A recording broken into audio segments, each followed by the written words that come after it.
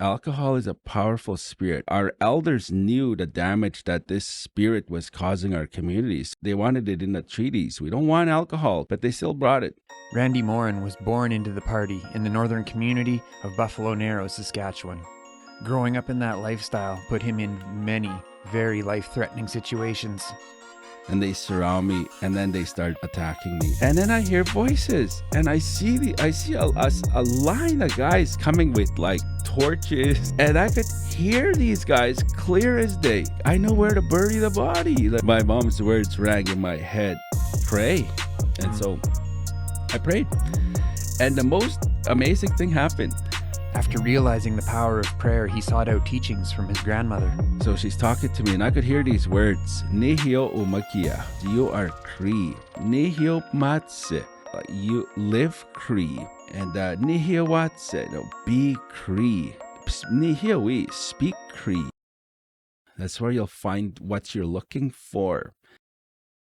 Now with 22 years in recovery, Randy talked to me about how drugs and alcohol decimated his life, what brought him to the decision to enter recovery, and how his culture saved his life. We talked about sun dances, sweat lodges, and even a very powerful experience he had with ayahuasca. Looking forward to a nice, peaceful evening. Little did I know that I was in for a ride of my life.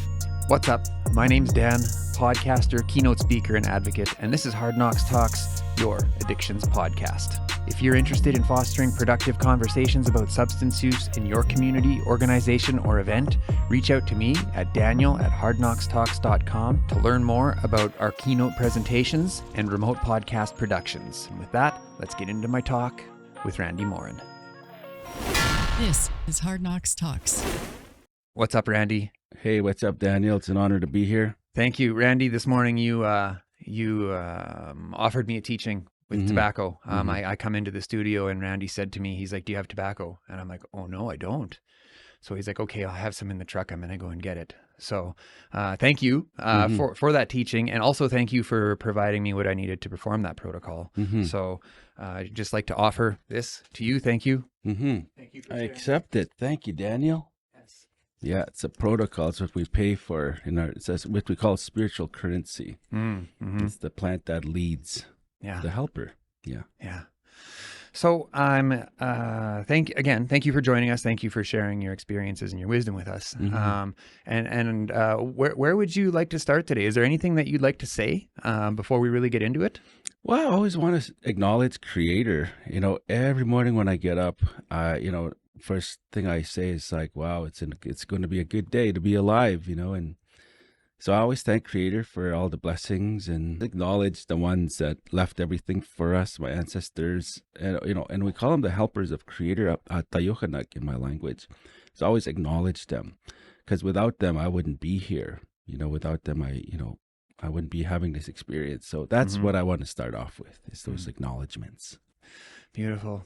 So why don't you tell? I mean, you've had a powerful journey, and I don't know much more than that, other than I've had a few close friends say, "Why don't you ask Randy to come and share?" So why don't you tell us how your journey began? Did you grow up around a lot of substance use, a lot of trauma, or was that something that came along later? Yeah, well, this is a story I don't really share too much about. Like I really shouldn't be here, considering everything I've been through, but it's a real blessing, this life, this gift of life. And I guess I want to say that I was born on January 1st, and you know what happens on January 1st, right? It's like everyone's partying. And so I was born right into the partying, and so people were just celebrating. My mom went into labor, and I got rushed to this little town called Big River, and I was born there. My aunts and uncles were all drinking, and they come over and just really disturbing my mom. And but yeah, that's how I came into this world, was just right into the scene, right? And yeah, and it was everything. I just experienced it growing up. It was just a normal part of my life, and in fact, when I was 2 years old, there was a horrible accident in my life, and I shouldn't be here again. Like these are all instances where I shouldn't have been here, eh? Like I should have went back many times, but so when I was 2 years old, my mom and dad, the night before, were partying, and me and my older brother woke up early in the morning, and like I'm 2 years old, and my older brother's 4, and we're in a kitchen. And I guess my dad got up and, started to boil something, boiling water, a pot of it too, like those big pots of boiling water. And he just left it, went back, and must have passed out or something. And, and so me and my brother in the kitchen playing around, and he opens the stove door. And my brother remembers this incident very clearly. He remembers because this is imprinted in his mind. It's so traumatic for him. So the stove got open, the stove door. So he gets on, and I'm trying to get on. I'm 2 years old. I'm trying to crawl onto this door. So now he's lifting me. And guess what happens? The stove tips over, and that boiling water lands on me. Okay, so it landed. Good thing it didn't land on my head, but it did land on my body here, my shoulders, my back, and on my legs here. And then after that, I guess my parents woke up, and and I'm all like skin's peeling and everything, and so they rushed me to the hospital, and I was in the hospital for months after that when I was 2 years old, and so when I was growing up, I was like, why do I have these scars? Like, where did these scars come? I hated these scars, like, but guess what? I'm glad these scars happened to me, because they kind of shaped my life, like I kind of wasn't so out there, in summertime, all the guys, with their shirts off. Yeah. I'm really cautious, I was like, oh man, I'm not gonna, so yeah, I wasn't really hardcore into the sports, because I just didn't want to show my skin, and so that, it's just a lot of instances like that. Yeah. So would you say that experience and the scars that resulted from it, do you think that maybe gave you a tone of humility throughout your life? Oh, absolutely. It sure did. Yeah. With the girls and everything, growing up, all my friends are, I'm just like, really, really cautious, and the girls, whenever they come close, I kind of be more, laid back, and, I wouldn't ever show them my scars, and so it was very hard on me, but it defined me. I became more reserved and more of an observer, rather more than being out there. I just be kind of behind the scenes, and that's just how my life has been, my whole life. So it's shown me a lot. Yeah. So how old were you when you started experiencing substances? Like, was it alcohol? Was it? Well, it started off like, funny. Growing up with my cousins on the reserve, like we had to really. What reserve? Sorry. Big River First Nation. Okay. Yeah. Oh man, like beautiful community, surrounded by family, cousins, and, but we're always entertaining ourselves. So I had a lot of older cousins, and they're like experiencing, they're trying things out, right? So naturally I'm looking at them, and it's like, hey, can I try that? And so it started off with, well, it's going to be funny, but sniffing gas. All my cousins were sniffing gas. Like, try it out. Yeah. So I'm like sniffing it with my nose. It's like, no, you gotta like with your mouth, like huff it. It's like, oh, I don't know, man. Yeah. So I'd sniff it just a little bit. I'd start to get dizzy, and it's like, yeah, this is not for me. So it's kind of started off. It's like, I tried it, but I kind of go back. But some of them just kept going with the sniffing, and of course but alcohol was ever present. Everyone's partying, it was just a scene, right? Yeah. A lot of dances, and everything that happened involved alcohol. Like, it was so prevalent. But guess what? It's even more prevalent now than when it was when I was young. Like, it was just everywhere when I was young, but now it's like just everywhere. Right. So yeah, it started off young, and I would taste alcohol, with people, my cousins. Hey, here, check this out. So I started off young, but I wasn't really addicted per se. Like, I was just experimenting with stuff. Yeah.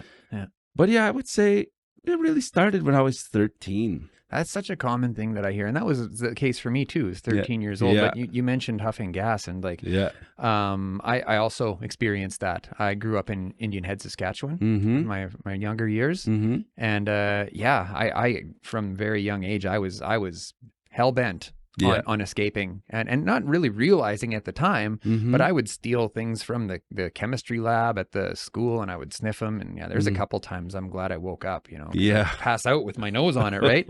I know. So all that to say is like I can relate to that.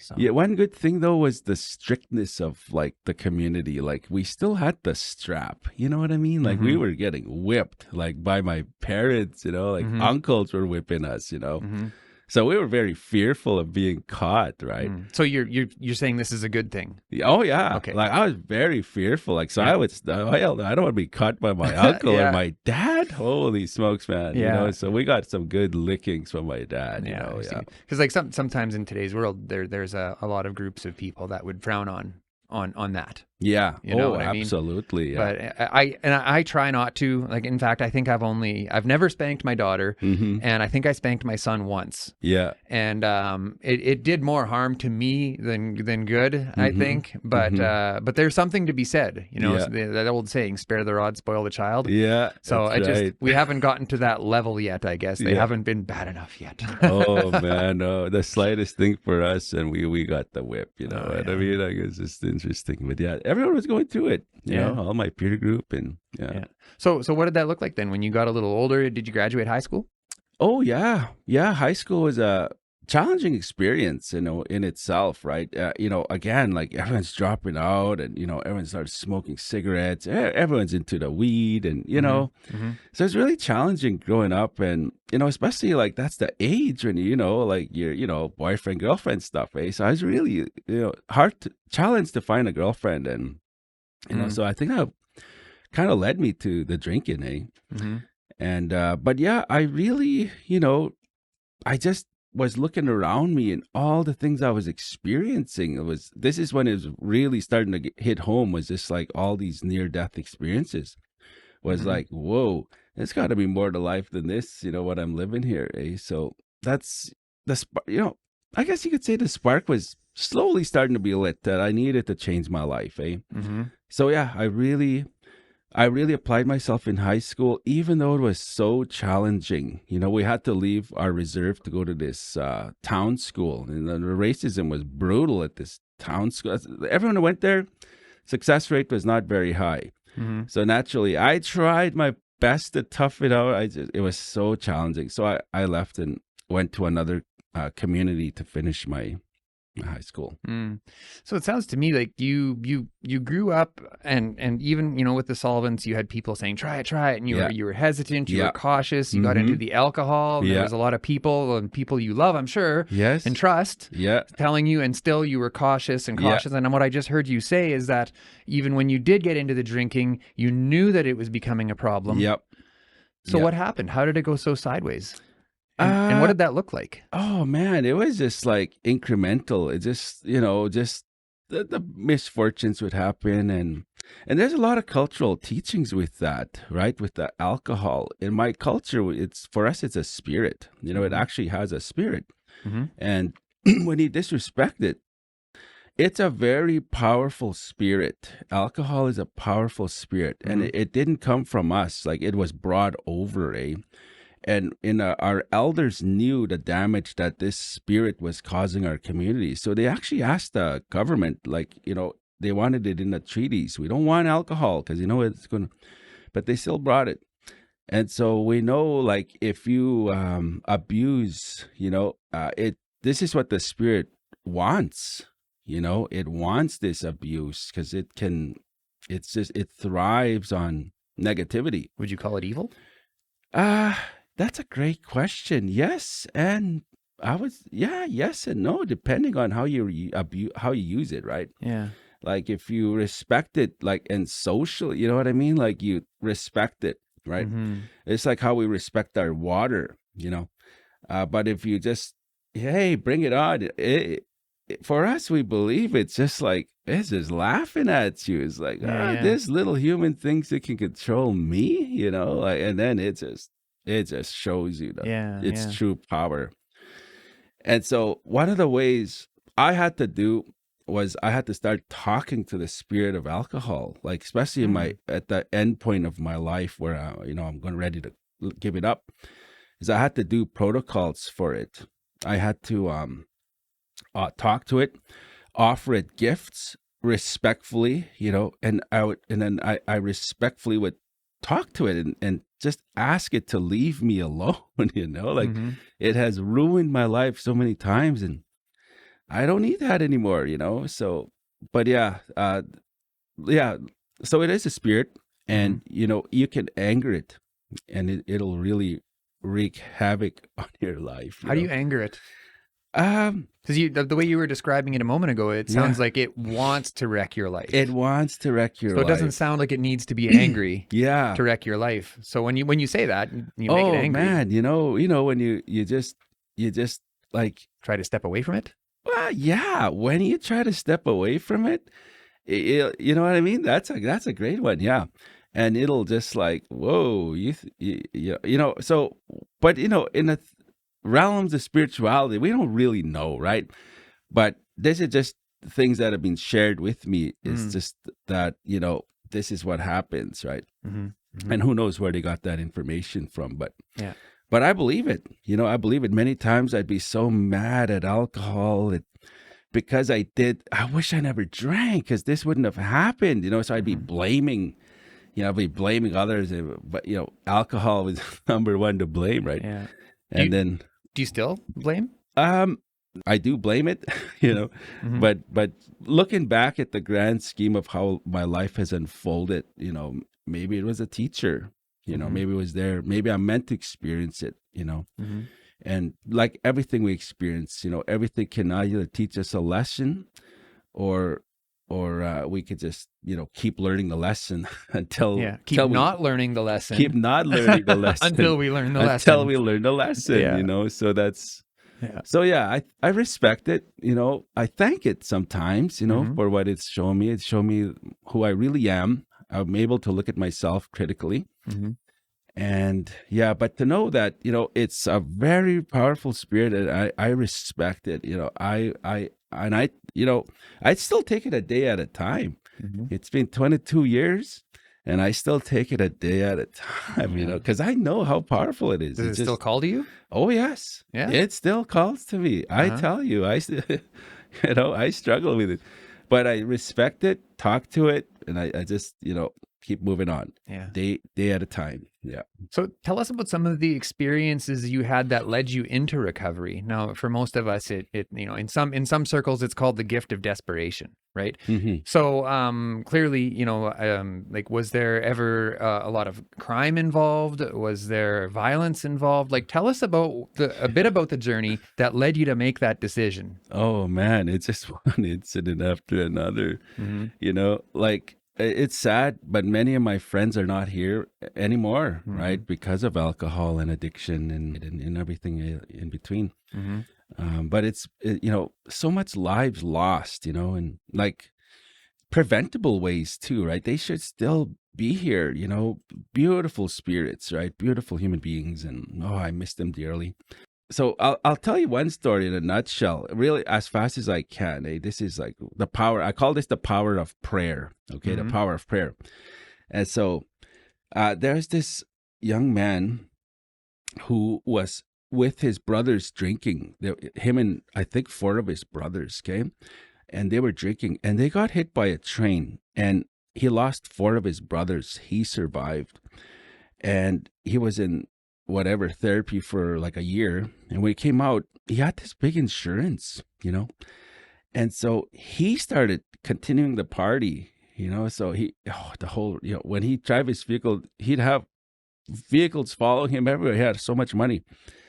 And I remember a big party in Miami Beach. I was with my cousin, my 2 cousins, and he show up, and then you could the big convoy of vehicles following him, big Really? fire. Oh yeah, that's just how he was. Like every weekend he had convoys. He had so much money. Who knows how much he got?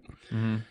And this is a kind of a hard story, but so my cousin tells me, hey, this guy, we're gonna go party in another community with him. Do you want to come with us? I was like, no, I'm okay here. But my cousin, who passed away 2 years ago tragically, he was on his way home from Vancouver. He died on his way in Kamloops. He a bunch of them died with with overdose. And Sorry. yeah, he was a great guy, and he asked me, hey, let's go with this guy. He's a very convincing guy. So I tell my cousins, hey, take care of my car, I'll be back tonight. So I'm always kind of a people pleaser, you know what I mean? Like I'm just kind of like, I kind of the alarm bells that I don't listen to them sometimes, like those. I think we're all guilty of that. Yeah. Now I'm in this vehicle with this guy, and his back is just full of alcohol, every kind of alcohol you could think of. And so we're driving, and the music's blaring, and we're in a forest, middle of nowhere. And he turns to me, Randy, do you need to use the washroom? It's like, yeah. Okay, go ahead, use the washroom. Get out of the vehicle. So I get out of the vehicle, and he just peels off and leaves me in the middle of nowhere, I don't know where okay. And yeah, I am 17 years old. And I tell you, so I'm wearing a jean jacket, my best jacket, a hat, and my clothing. Looking my good wallet. in the middle of nowhere. And I'm just like in the middle of nowhere. I'm just like, I am so screwed. Like, I don't know where I am, Mm-hmm. And so I started walking, I'm pretty hammered. Okay. Keep in mind is I'm still pretty drunk at this point. I'm trying to like keep it together. And I hear music and I see a fire. It's like, okay. So I go there, and there's a lot of people at this party. So I get there, and I remember asking to use the phone. There's no cell phones back then. So so they said, go in a house. So I go in a house, and this woman tells me like, to leave. And I said, can I use the phone? Like I need to make a phone call, So she's, no, I can't. And then she starts pushing me out. And then she becomes really aggressive with me. And I'm like, okay, I'm leaving, and I'm leaving. I walk out the door, and she starts screaming. This guy's trying to hurt me or something. And now I look, and all I see is just just a mass of shadows. Okay, the shadows. And they did not look like human beings. They just had like the glowing eyes, just a woof, like a hole. So I'm walking down the stairs, and they surround me, and then they start attacking me. And so in this midst of being brutally attacked, I'm still trying to keep it together. So I something tells me to just try to get out of it. So I fight like I've never fought before. Okay, just fighting like swinging for the fences, you name it. And somehow I got I'm just like my jacket's getting ripped off, my hat, and I'm crawling, I'm just getting kicked and hit with whatever objects, and I don't know how long, but I see the forest light, and I run for the forest light, and I'm just like pure adrenaline. I'm just like, I got liquid. I feel like just liquid all over, and I get to the forest. I can't run anymore. I actually fall down, and I was just like, I must be drunk, or well, it must be the alcohol, but I can't even lift my legs. I'm just like, I'm just so weak. And anyway, so I'm in this forest, and it's all like a forest fire went through this, so there's like no foliage, and it's ash. It's just ash. I'm crawling in this ash, and I'm at the point of exhaustion. So I sit down, and this is, I still remember this. It seems like a dream, and so I'm sitting there, and then I hear voices, and I see a line of guys coming with like torches, like in the movies, they got torches and flashlights, and holy cow! and there's a big line of them, And I could hear these guys clear as day. And they're like, I know where to bury the body. Like, we got to find him. Like, I know exactly like where to get rid of the body. And he's pretty beat up. So we'll find him. And in fact, here's his tracks, And they're tracking me. And they could it just seems like I'm just watching this, like, outside looking in. It's just this weird experience I'm having. It's just like, and so I remember in that moment, they were so close now. It's like, oh man, I'm going to be caught here and I'm going to get killed. And so right in that moment, my mom's words, somehow, some way, in a fog of it all, my mom's words rang in my head. Pray. When you're desperate, say a prayer. I wasn't really a praying person. You know what I mean? I wasn't really a praying person. Were you religious in any way? No, not at all. Not at all. Not spiritual, nothing. And this is kind of the spark too that kind of led me to finding my spirituality, And so I prayed. And the most amazing thing happened. Now they're coming at me with lights. And you know what? They're shining their light all over me. And they're walking past me. And I could hear them. What the hell? Where did he go? He's tracking right here, And they're shining a light. Maybe he's hiding a tree, And they're like checking all the foliage, the burnt trees, Nothing. And you know what? He's like, well, I don't know where they all spread out and they all just disappeared, I was sitting there, it's like, this is really something. So I crawl out of there. I'm crawling towards what I feel is a road. And yeah, it was a gravel road. And so I make it to the gravel road. I get on my feet. I'm walking. And there's one lone house. And there's no lights on. I walk to this house. And I'm knocking. And there's a big, thick padlock on this house, and it's locked. It's like, oh my God, I don't have energy to, and I'm worried that these guys are going to find me. So yeah, I go down the steps. And there's a little window in the kick it open. I crawl into this house. I think is abandoned. And I go upstairs and there's like an old couch and yeah, just barely any furniture, barricade myself, and I fall asleep on a couch. And I wake up, I wake up with just pain. Before I wake up, I'm in so much pain. But I'm thinking, that is the most horrific dream I've ever had in my life. Man, this dream was so surreal. It seems so real, Yeah. I get up and I'm in this strange house. What is this house? Like, I'm not recognizing. It's like, whoa, this can't be real. And so I walk into the bathroom. There's a mirror. I don't even recognize. I'm covered in blood. My jacket's gone. I'm just like, whoa, is this what this really happened to me, So I clean myself up, and I crawl out from that house and I'm walking on the road and I see a house. Nobody's helping me. They're slamming doors on my face. No one's helping me. And I really don't like this community because of this incident. But I eventually make it to the main highway, and I flag somebody down. And where's your store? It's just down there. So I said, "Can you give me a ride?" And it's like, so I jump in the back. Drive me to the store. Yeah. I go to the store and the whole store is just like, oh my God, I say, I need to use your phone.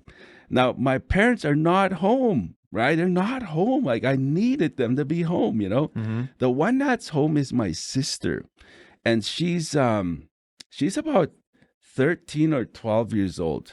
Okay. Mm-hmm. And I beg my sister, Cindy, I need you to come get me. And she goes, where are you? I'm in this community. And she goes, like, I don't know how to find it. And I said, find a way. I'm at the store, And so, you know what? She found me. She drove all the way, 13 years old. 12 or 13. 12 years old. Yeah. Mm-hmm. And she came and found me. And I'm hiding in the back of the store because I don't want, these are like, I don't know, more than 10 guys, right, that attacked me. And I don't want them to find me. My wallet's gone, like my everything, my ID. Like I am an absolute wreck, And when my sister sees me, she's just absolutely shocked, eh? So I get in the driver and I drive us home. I thank to this day I thank my sister a lot, eh? Mm-hmm. And do you think she saved your life? well, I wouldn't say save it, but she really came to the rescue. I would have made it home eventually, but you know what I mean? It was just like, I was so pissed at my parents, like needed them to be home. Yeah. And of course, yeah. So I'm really hard to this day. Like I'm very reliable and dependable to this day because of all these incidents. When people need me, I'm there, Yeah. And so, yeah, so that's like an incident, that I shouldn't be here, kind of an incident, and there's many more that happened in my life, Yeah. So let's take a quick break, read off today's sponsors, and then we'll get right back into it. Sounds good. All right. This episode is funded in part by the Sask-NEIHR, the Nadwehoan, and the Mamawakikiak Research Training and Mentorship Networks, which facilitates First Nations and Métis and First Nations health and wellness research, training, and knowledge mobilization throughout Saskatchewan. The Sask-NEIHR is grounded in community and led by Métis, First Nations, and allied researchers in partnership with Saskatchewan's 3 universities and many community partners. Sask-NEIHR is funded primarily by the Canadian Institute of Health Research. Métis Nation Saskatchewan has announced its path to pursuit of self-government. As an MNS citizen, I am proud to see my government fight to protect my rights. This is our moment. To learn more about the treaty and our path to self-government, go to ourmoment.ca. EHN Canada is Canada's leading provider of mental health and addiction services, providing evidence-based and medically assisted care with one-year wraparound services for those suffering with substance use disorder. To learn more, find their link in the show notes. Pine Lodge, the treatment center I went to 7 years ago when I got sober, offers inpatient addictions treatment and aftercare programming in Regina, Saskatchewan. To inquire about services or to make a donation, call 306-510-1891. Are you affected by someone else's substance use? Family and friends can be okay and do recover. Nar-Anon can help. Contact Ronnie at 306-731-7573 for meeting information. Wellness News, Choice for Healthy Living, is a local resource that works to connect people to health and wellness-related products, services, and expert advice from industry professionals, locally allowing us to connect and engage. Check out wellnessnews.ca or skwellnesshub.ca today to learn more. To make contact or to learn more about today's sponsors, to check out our new merch, or if you want to show some love and buy us a coffee, all of those links are also in the show notes below. What a blessing. What a blessing to be supported by so many very powerful, very community-facing organizations. This is the very first episode that Métis Nation Saskatchewan has supported. Wow. Yeah. That's so cool. This is a landmark episode. Oh, wow. Yeah. That's cool. Yeah. I'm very honored and humbled. They actually invited me to join them for their gathering of the elders next week. Okay. In northern Saskatchewan. Yeah. About Pine House there. Wow. Yeah. That's cool. So anyways, this isn't about me. It's about you. Excellent. Yeah. So tell us then, I mean, even if that wasn't necessarily the event that brought you into recovery, and was it or not? Let's see. Nope. No. No, there's another one. It's okay. Yeah. So, but what I want to focus on now is having made the decision to enter into recovery. Now we've established that you've had some very powerful and very life-altering experiences. Yeah. What was it like for you when you made that decision and you woke up the next day and stuck with it? Like, what did that first little while look like? Did you have to leave your community? Did you go to detox? Did you go to meetings? Did you seek healing through knowledge seeking? What did that look like for you? Basically, because of the words of my grandmother, late Flora Winonis, she was 107 when she passed, but she had this humble little house on a reserve, and that was our safety net. That was our safety zone. That was where, like, me and my family, ones that are, lost to addiction, that's where we would end up, is the safety of my grandma's house, and she always had the wild foods cooking, and she would very gentle with her teachings, very respectful. Like, she imbued honor and dignity, respect, love, like all the values, like I'm trying to emulate. My grandma, like, lived them, just unapologetically. That was her. And so I'm at her house, I basically lost a lot. I lost my then girlfriend. I lost my car. I worked so hard for this car, and it got completely. Somebody took a sledgehammer to it and just took it apart. And I spent thousands on this car, just a lot of stuff was happening. And so I'm on the end of my rope, kind of say, per se. And my grandma knew something's going on with me, because normally I'm very talkative and, jokey. And so she sat me down, talked to me. And she said these words, "Nehio umakia," and then she talked to me some more. And what I got from that is, "You are Cree," and then she'd be talking some more, "Nehio matse," so she's talking some more. And I caught you live Cree, live Cree. And Nihia Watse, be Cree, and I be Cree. And then she's Nihia we speak Cree, so basically, I was getting these messages from her, like, you are Cree, live Cree, be Cree, speak Cree, and in essence is like, that's where you'll find your happiness. That's where you'll find what you're looking for. That'll fill the voids, is to go back to who you are, right? So that's the spark that really started my journey, right there. So we're now in PA, me and my ex-wife, and we're realizing, like, we're gonna, end our relationship. We really should try to do some healthy stuff. So we decided to go to yoga. And so we go to yoga, and there's this Buddhist monk. This was in 2002. And so there's this Buddhist monk doing this yoga, and pretty renowned monk, okay? And because it was very well advertised, like, hey, let's go to yoga. So we go there, we do this yoga, we have a great time. It's our first time ever doing yoga. And so after the class, this Buddhist monk, he's reading people's palms. And I'm a real skeptic, palm, whatever, and he's just like telling people there's, and he looks and now we're walking out, and he calls to me. He said, "Hey, you want me to read your palm?" He's like, "Oh no, I'm fine.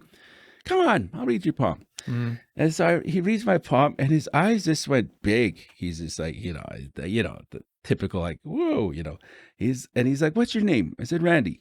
He's like, "Randy, you take care of yourself this weekend, especially whatever you're doing. You take care of yourself. You make good choices, And so we sounds leave. like a pretty generic thing to say. Yeah, really. I know. He didn't tell me anything more than that. Yeah. And so me and Lindsay, I don't know if I should mention her, but anyway, that's my ex-wife, Lindsay. I already mentioned her name, but anyway, so we come to PA at her sister's, and then her dad calls.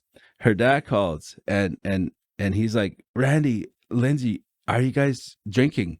And we're like, no, we're trying to quit. And so he's like, "Well, there's this monk guy that called the house. He's desperately trying to get hold of you, Randy." It's like, "What?" "Yeah, here's his number. You better call this guy right now." So I called this Buddhist monk from Saskatchewan. He's in PA. And he's like, "Randy, are you safe?" "Yeah, I'm safe." He's like, "Okay, Randy, come home tonight. I got to talk to you." So we changed our plans. So we go back home to PA, and I go see him at his house, and he's like, "Randy, got to tell you, what I saw in your palm is not good." I was like, "What did you see?" He's like, "Well, I'm not supposed to tell you, but I'm going to tell you anyway, because you better quit drinking. I know you drink. I know you're going through all this stuff. You've been through a lot, but you got to quit. You have to quit, because, basically, it's like your life's going to end next time you drink." It's like, okay. And so, yeah. And from that moment, we came back here. Okay. And there was a Friends Festival here. And we drank. We drank that night, me and my ex-wife, and it didn't turn out well. And so I came, like, people saved my life, really, what happened that night. And so that next morning, it was so rough.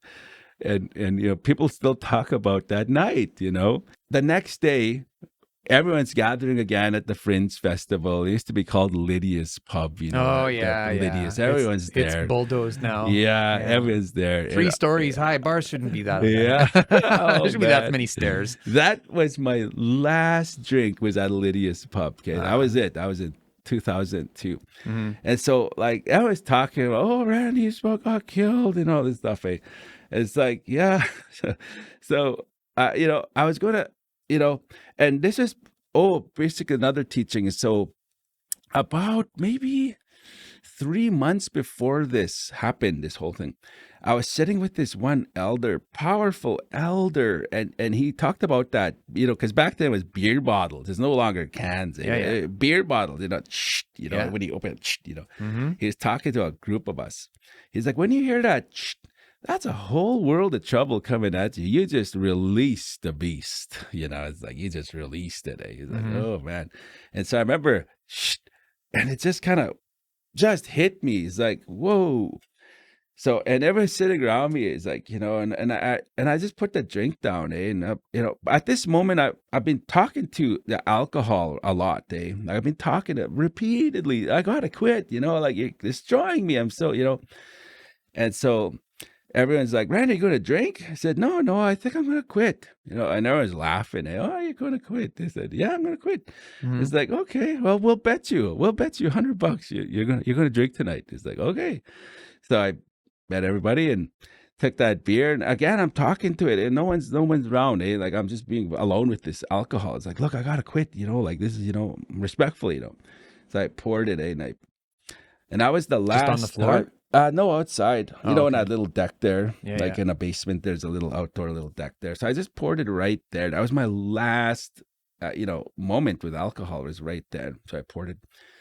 And they still never paid me. All these guys still never paid me. 22 years, they're still waiting. Oh, we know you're going to drink. You know? It's like, still, buggers. your first day sober was the resentment you still also carry to this day. So I thank that guy. And what happened shortly after that was the tsunami happened in Thailand. That killed over 200,000 people. Yeah. So his whole family got wiped out, this Buddhist monk. So he left PA. He just flew out and we never I never got to thank him. You know what I mean? Like, he just gone. So yeah, but he had a story. This Buddhist monk had a story that was so powerful that he shared with the group of how he became a monk. He was a top doctor in Toronto, and, you know, through alcohol, you know, and yeah, tragic stuff happened, and which led him to move to India and gave up everything. And yeah, so, but yeah, it's just really cool that the people that came into my life to help me, you know. Yeah. But the biggest one was ceremonies. So right then and there, that's when ceremony became a part of my life. Did you feel called to it? Oh, yeah.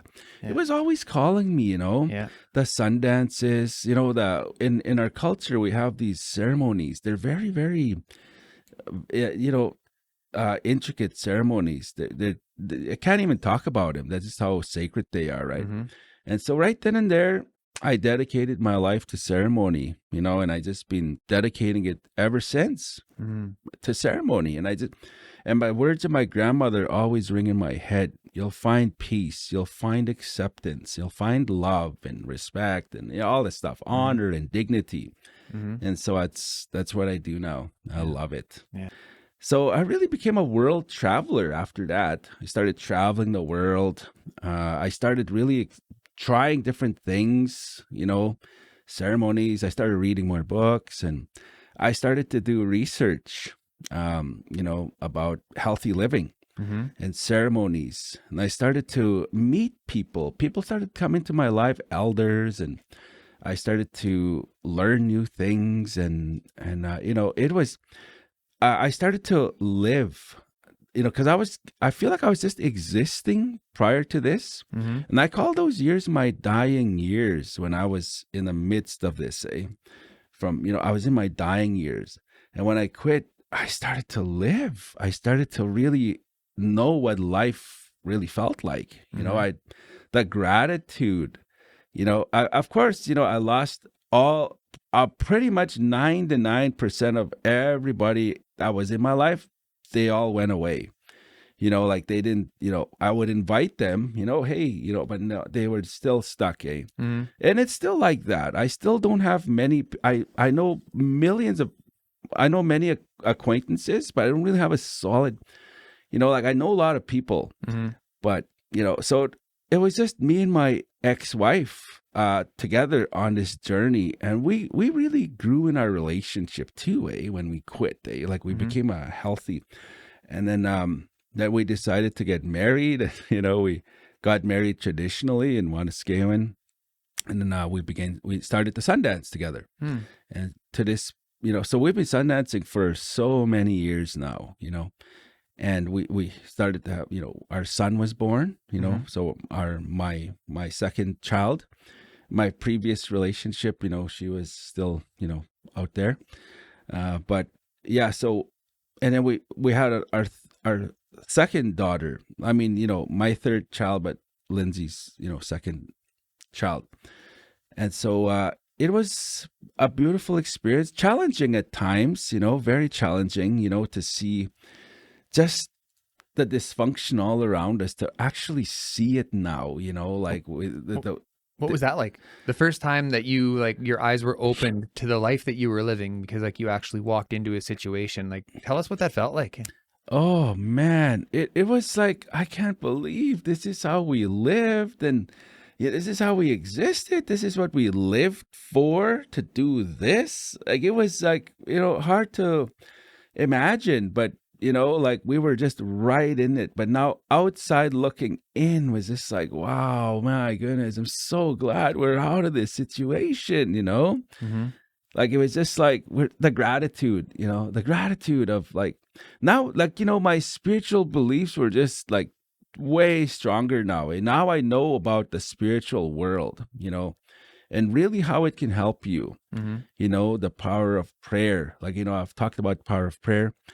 But now I'm really, really praying now, and I'm really sincere in what I do. And, and I try not to judge too, like I was in there. I mean, I lived that, Mm-hmm. How old are you? 46. So you grew up during the time of the 60s scoop. Yeah. So, was that all, like, was that evident in your life at the time? Like, did you see that happening, or was that? Oh, yeah. And what were your thoughts around that? We didn't know what was happening. You know what I mean? We didn't know. We just knew that so many young people were getting taken from their homes. Mm-hmm. Like, they'd be there one day, and all of a sudden, where are they? Oh, they got taken away. Where? Nobody knows. Parents don't know, Mm-hmm. And, and that was like the effects of residential schools too. Now later, I never knew anything growing up about never knew anything. You know what I mean? I didn't know they existed. Yeah. So recovery, like, I went to university, and, and that's where, like, I really started to learn about a history of what happened in Canada, right? It was just denied to us. Like, the education system just didn't teach it, right? So it was pretty mind-blowing, with the stuff that we were learning about what happened to our people, and, just all the facts that are now facts, Mm-hmm. and the intergenerational stuff is now very real, and I was experiencing it. Like, why do I feel this pain and this longing and these voids? And all my friends, all of us were experiencing them, Mm-hmm. and I think that's, that's why a lot of my people and, your people and our people are all struggling, It's the intergenerational effects of residential schools. So you mentioned longing. You grew up longing for something. Did you know at the time that you were looking for something? No, I just wanted to fill it with something. You knew something was missing. Something was missing. Yeah. So bad, and I think it was love. And I just didn't know what I was looking for. And and to this day, I feel content, but I still feel like I'm searching, I'm still searching. My parents still see me out there, and they're like, you're looking for your belly button, aren't you? Because in our culture, your belly button, you're supposed to do a ceremony when you're born. My parents never did any of the ceremonies. When your first kill, like, there's like rites of passage ceremonies. My parents never did any of those for me. Was there culture on your peripherals? Yes. Like, It so, was always 'cause- there. Yeah, and as you mentioned, like you grew up, that's all you knew, that's all you see was drinking and Yeah. partying and disorder. Yeah. Yeah. But there was culture around you. I could see it, but I wasn't looking for it. You know what Yeah. I mean? Like so when I started looking for it, it was everywhere. Yeah. When you're aware of what you're looking for, you'll see more of it. Yeah. But I wasn't looking for it. I was looking for the other things I was trying to fill the voids, Yeah. the longing. So what do you think you're still looking for? Oh man, I don't know. I feel like I'm a wandering spirit. I just I'm just always looking for adventure. I don't know. Yeah. People are like, Randy, you can't sit still. I don't know. I just need to keep moving. Like Yeah. I can't sit still. I can't even watch TV. I just Yeah. can't sit at home. Yeah. I've always got to work. I think I got it from my parents, to be honest. They're just nonstop. My parents, they work. My dad's a farmer, and he was a trapper, a carpenter, jack of all trades. My mom was a medical taxi, and like just nonstop. And I'm seeing like the patterns of my parents. Oh my goodness, I'm kind of like, what the heck? They passed on some things to me. For sure. Yeah. So when you entered recovery and you started feeling these like you recognized the longing, you came face to face with that, and you started learning about what happened to the people in the residential school systems, and you started to remember some of the things that happened to you. I mean, when we started off today, you said, I don't really talk about this stuff that much. Yeah. Is it in your head still? Like, you don't talk about it, but does it still come? Like, do you still see the silhouettes of the people coming? Do you still...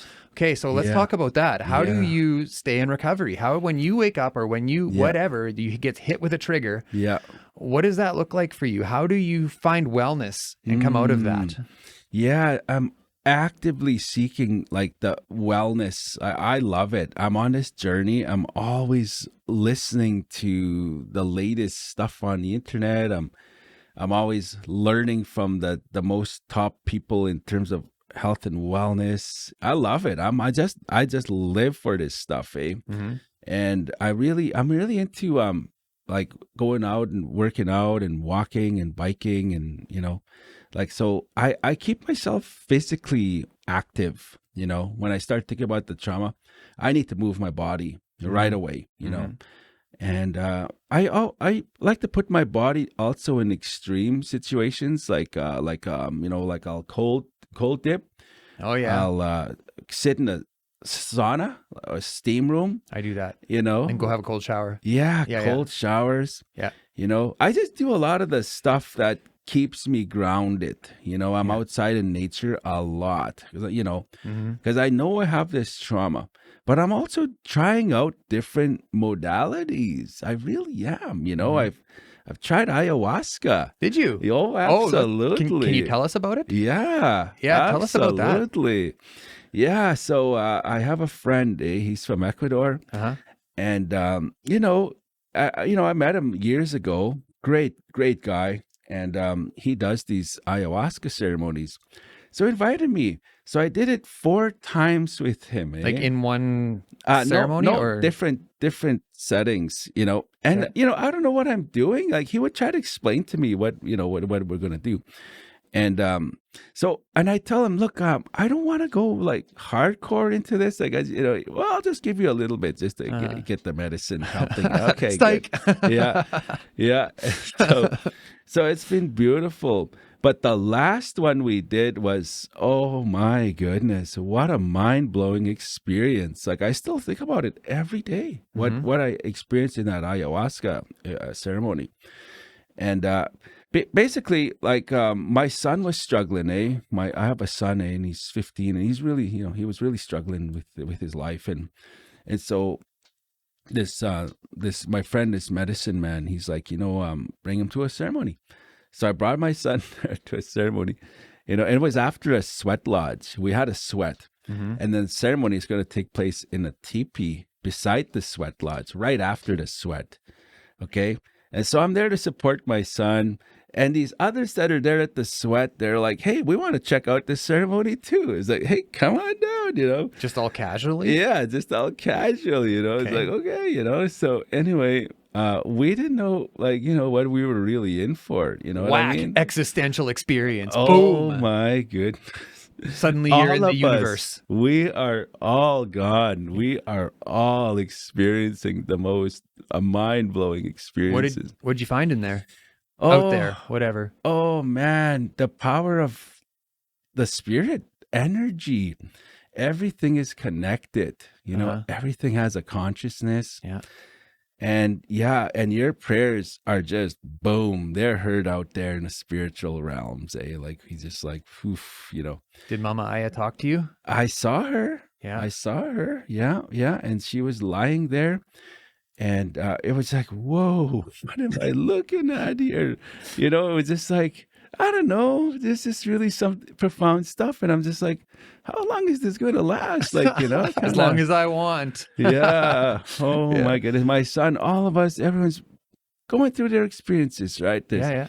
I'd come to this reality and I'd be hearing all kinds of crazy people screaming, some people puking, some people laughing. It's like, it's like, what is going on?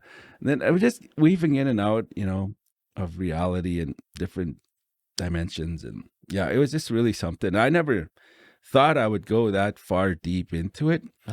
Because, I've done it 3 times before. So I was like, I was just, looking forward to a nice peaceful evening. Little did I know that I was in for a ride of my life. Yeah.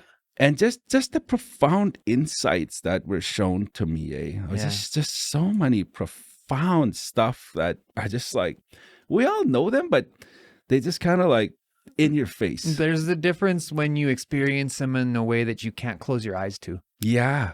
Oh, absolutely. Yeah. Yeah. So can you share with us then a little bit about those insights? Was there something that's like, for me, for example, like the last ceremony I sat with psilocybin, the thing that stood out to me, and the last 2 actually, the first one was like the hierarchy of the people in my life was removed. And I felt that as though like, because we all got bankers in our head, right? And they all say like, you owe me because you hurt me, and I owe you because I feel guilty because I did this to you. And there's all of that stuff that we owe and I have owed to us.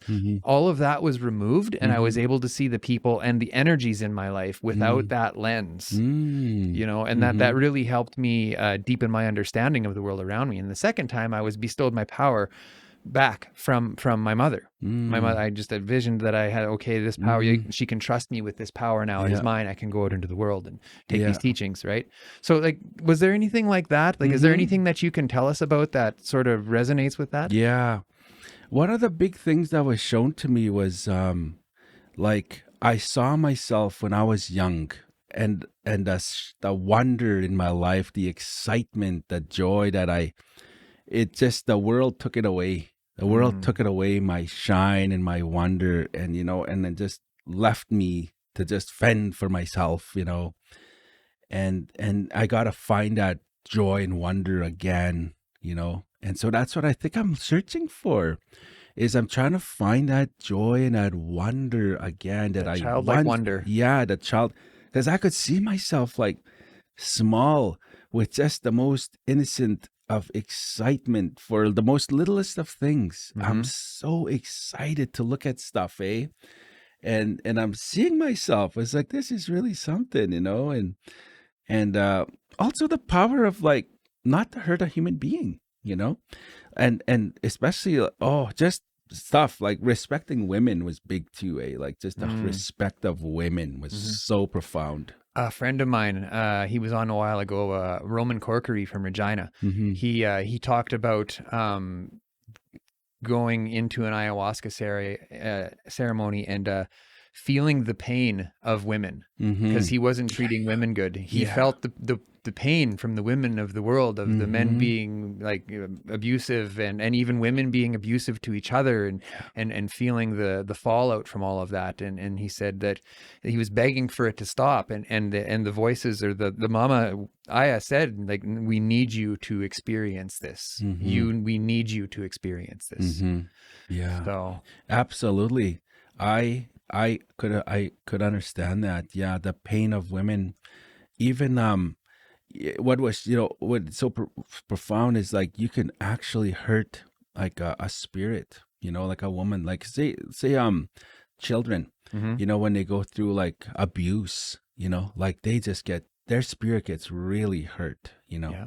And that was shown to me. It's like, holy crap, the profound like suffering, like, you know, especially like sexual abuse, you know, and look at Indigenous people, the sexual abuse as children, you know, we experienced like for all those years in residential schools, and so that was just so profound too. Like there was profound insights, like oh my goodness, I was just shown so much. And yeah, and the power of prayer was a big one, you know, especially the ones that have moved on, and you know, and your prayers actually help them in a spirit world. Really? Yeah. And you learned this in ayahuasca? Yes. Okay. Yeah. And your prayers are so loud. It's like thunder loud, you know, like when you say a prayer in the spirit realm, you could just hear that. I was seeing the vibrations of prayers, the vibrations, like they were hard to explain what they, you know, but yeah, it was just like, whoa, you know, so it was like, whoa. Yeah. Oh my goodness. My son too, you know, he's just going through his own stuff. 15 years old. Hey, yeah, holy cow. Yeah. And you know what? Changed his life. Oh, Changed his life. Yeah. okay. Yeah. After that experience for him, he just, my goodness, he was just like, you know, off the deep end, but now he's back to, he's a normal boy. Huh. You know, like school, girlfriend, you know. Was he mad at you? No, he thanks me. He's so grateful for the experience, and he would do it again. Yeah. Like he said, Dad, I want to do it again, you know. And he's like, Dad, do you want to do it again? He said, I'm good. I'm good. Yeah. I'm good. You know, I'm good. You know. Yeah. So I can't handle any more sacred knowledge right now. Oh my goodness. Yeah. And there's something to be said about that. I mean, we can have all the teachings we want, but with the plant, it gives you an opportunity to experience them, you know, and lived experience. And it's one of our slogans on the platform here. Lived experience is an education second to none. Oh, absolutely. Second to none. I'm grateful I did it Yeah, for sure. Yeah. Before I let you go, I do want to ask you about reconnecting with your kids or connecting with your kids, because you became a father when you were in your addiction. Yeah. What was it like coming into being a father in recovery? Oh, it's a beautiful, beautiful thing for them to see you healthy, you know? Like I worked so hard in my life so that they don't have to go through what I went through, you know? Like I put myself through education. I'm giving them the life that I never had, you know? And so that's what recovery did for me, is it enabled me to accomplish so much, you know, to be able to give back to my people, my community, my kids, and to be a role model. They see me as a role model, you know, my community sees me as a role model, you know, and it's just a great honor to be in this position. But the greatest honor is being a father. That's the greatest honor, is being a father, and a healthy father, you know. But it doesn't matter what stage of recovery you're in, you know, just show your children love and affection. Tell them you love them, care for them, hug them. It goes a long way. It really does. Do you believe that like the spanking and all of that you were bestowed? See, look, what do you think? That's a good question. Yeah. I wonder if it was necessary. It kept me in line for sure. Yeah. But do you? I never spanked my kid. Not once. Not once. I've yelled at my kids. Oh, I yell too much at my kids. I've yelled at my kids, but I've never hit them, eh? Yeah. I know spanking has its purpose, but no, I wasn't spanked. It was like really wicked, like, you know, the pain. That wasn't a spanking. No, these were not spanks. Yeah. Cool, man. Well, thank you so much for joining me today. Oh man, it's been an honor, you know, like to have this platform to just share. It's amazing. That was an eclectic conversation, my friend. Oh, geez. Thank you so much, my friend. Yeah, it's been an honor. Yeah. Okay. Well, where can people find you? You're a public speaker. I speak for the International Indigenous Speakers Bureau, IISB.ca. I don't really have a website or anything, but I do a lot of storytelling. I'm also a storyteller. I'm an author. I'm a musician. I just like to tell stories, and you could catch me in and around the community. You know, I do a lot of talks for different organizations. Yeah, so it's an honor to get asked to speak a little bit. Anything you want to say before we cap it? Anything you want to leave us with? Let's see here. Be good human beings. Be critical of who you vote in positions of power. Like we have these conflicts around the world, right? And we gotta just contribute to the good energy, to the world. So keep sending your prayers, whatever you do, send those good thoughts and be a good person. Like, so your children are watching you. That's kind of what I always tell people. Just be a good person. Your children are following you. Do what you know is right. Yeah. Yeah. Awesome. Thanks so much, Randy. Thank you. Take care.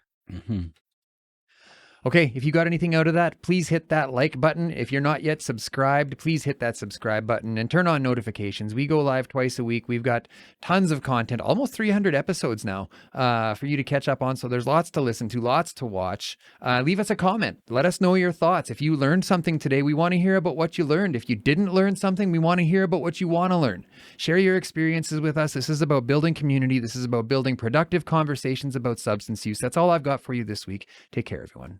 Say, this is Hard Knocks Talks.